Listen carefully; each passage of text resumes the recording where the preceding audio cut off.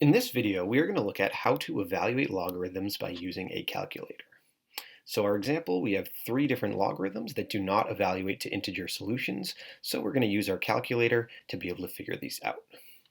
Method one is to click on this math button, and we can scroll all the way down until we find log base.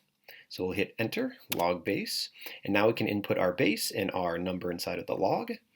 So we can say log base 3 of 15, and we press enter, and we find that the answer is 2.464973521.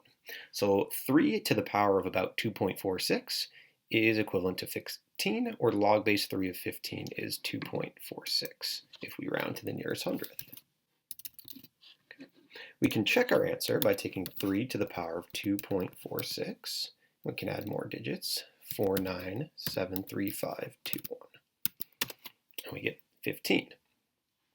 So that's method one, and I'll show that again when we do our other logarithms.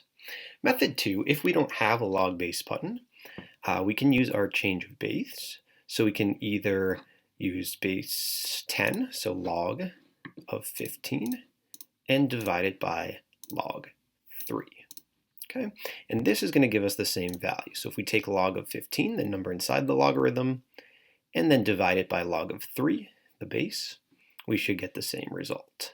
Okay, and it doesn't matter what base we use. So log by default is in base 10. So we do log base 10 of 15 divided by log base 10 of 3.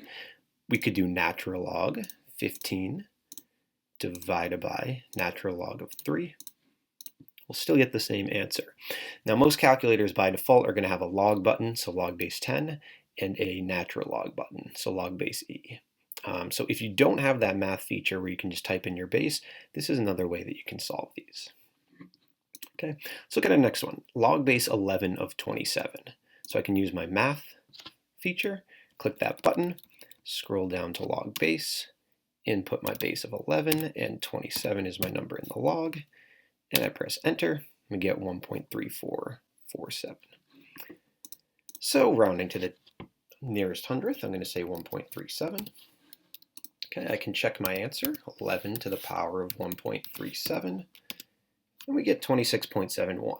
So that's pretty close to 27, and if I were to add in more decimals, I should get even closer. So if I put 47073, we get out 27.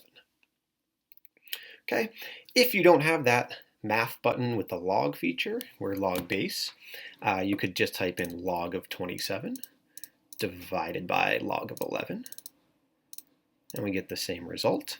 Or you could do natural log of 27 divided by natural log of 11, and it also works.